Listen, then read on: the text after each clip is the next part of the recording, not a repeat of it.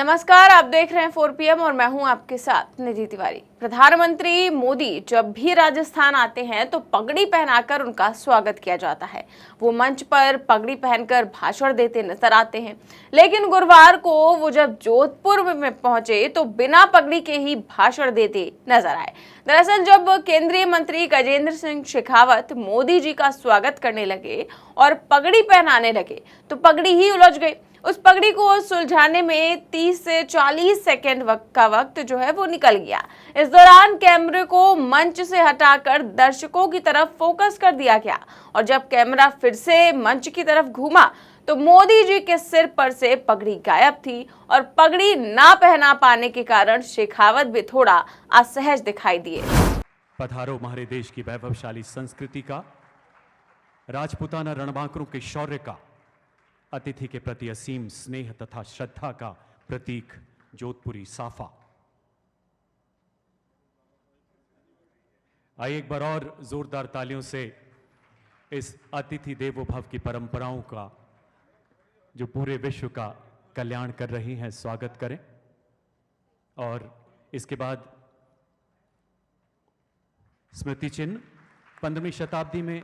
इसके बाद मोदी जी ने बिना पगड़ी के ही भाषण देना शुरू कर दिया और ये पहली बार हुआ कि जब पीएम मोदी राजस्थान में बिना पगड़ी के भाषण देते नजर आए।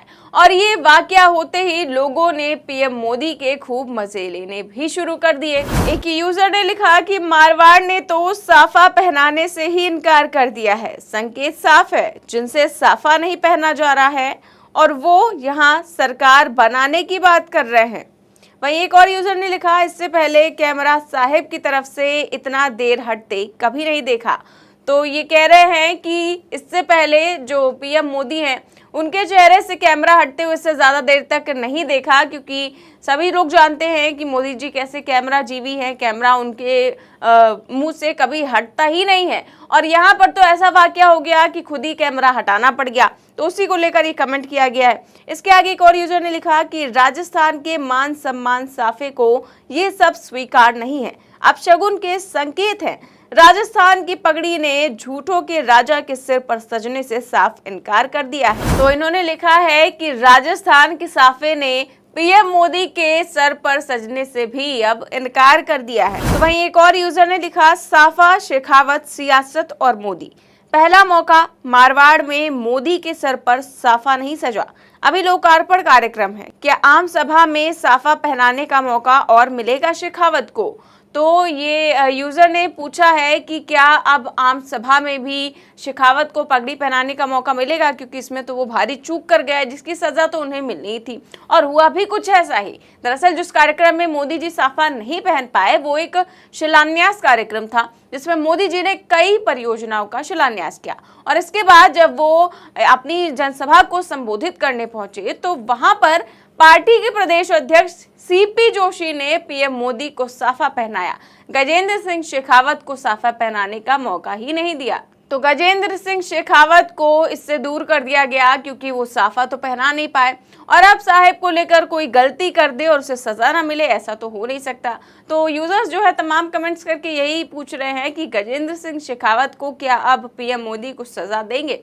फिलहाल राजस्थान की बात करें तो विधानसभा चुनाव वहां पर बेहद नजदीक है, इसीलिए तमाम नेताओं की रैलियां लगातार देखने को मिल रही हैं, चाहे वो कांग्रेस हो, चाहे वो आम आदमी पार्टी हो, चाहे वो बीजेपी हो। तो वहीं मुख्यमंत्री अशोक गहलोत ने भी चुनाव से पहले बड़ा दांव खेल दिया है। ये दांव है जातिगत जनगणना का। जी हाँ, जिस तरह से बिहार सरकार ने हाल ही में जातिगत जनगणना के आंकड़े पेश किए थे, इन आंकड़ों को लेकर सियासत खूब गर्मा गई थी और अब राजस्थान के मुख्यमंत्री अशोक गहलोत ने भी कहा है कि बिहार की तर्ज पर राजस्थान में भी जातिगत जनगणना होगी। तो क्या ऐलान किया है अशोक गहलोत ने, पहले वो सुनिए फिर इस पर बात करते हैं। अच्छी मीटिंग चली रंधावा साहब की अध्यक्षता के अंदर और विस्तार से चर्चा की। अभी अध्यक्ष जी आपको ब्रीफ करेंगे। मुख्य फैसला बहुत इम्पोर्टेंट किया गया है कि जो राहुल गांधी जी ने कहा था और रायपुर के अधिवेशन के अंदर, कांग्रेस अधिवेशन के अंदर जातिगत जनगणना की प्रस्ताव पास हुआ था, वो हमारे अहम बात है कि हमारे महाधिवेशन कांग्रेस का, अखिल भारतीय कांग्रेस कमेटी महाधिवेशन उसके अंदर जो प्रस्ताव पास हुआ उसके आधार पर हमने तय किया है राजस्थान सरकार भी बिहार की तरह जातिगत जनगणना करवाएगी और उसके बाद में जो राहुल गांधी जी बार बार कह रहे जितनी जिसकी जो जनसंख्या है उसकी भागीदारी उतनी होनी चाहिए, इस कंसेप्ट को आगे बढ़ाएंगे। इसलिए हमने तय किया है कि राजस्थान सरकार जो है उस मैंडेट को सामने रख करके कांग्रेस मैंडेट को आज हम सब ने सर्वसम्मति से बात करी है कि राजस्थान सरकार इस अभियान को घोषित करे।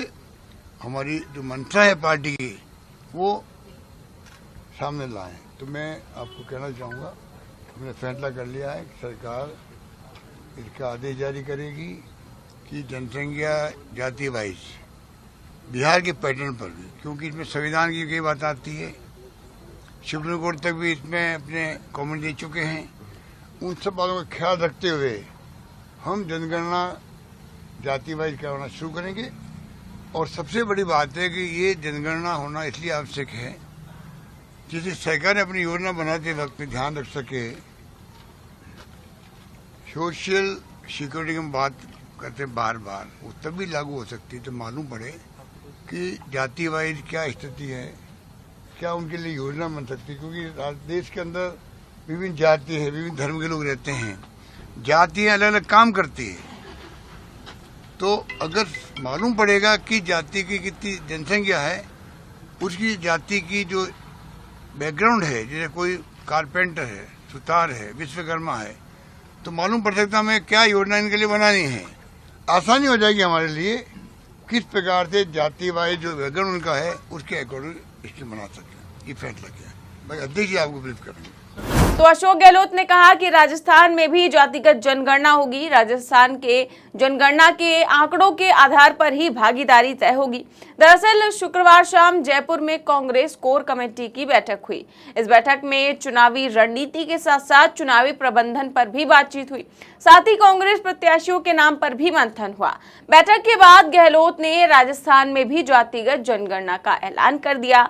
गौरतलब है कि बिहार में बीते दिनों नीतीश कुमार सरकार ने जातिगत जनगणना करवाई है। इसके आंकड़े हाल ही में जारी भी किए गए हैं और कल छत्तीसगढ़ के कांकेर में भी प्रियंका गांधी ने एक सभा में कहा था कि प्रदेश में कांग्रेस की सरकार बनने पर जातिगत जनगणना कराई जाएगी।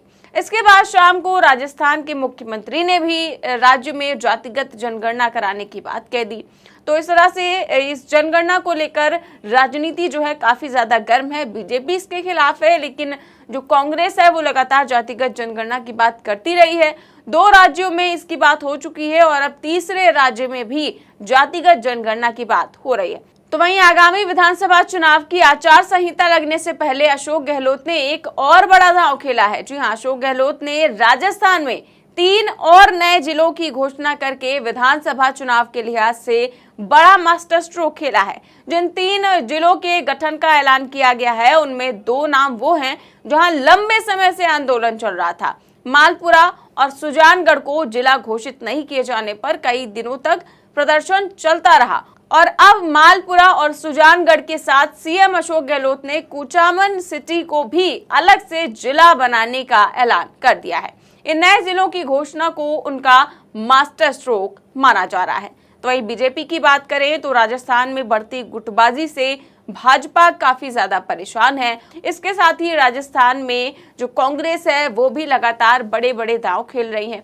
देखते हैं आगे क्या होता है। फिलहाल इस खबर में बस इतना ही। देश और दुनिया की तमाम बड़ी खबरें जानने के लिए देखते रहिए 4 PM न्यूज नेटवर्क। नमस्कार।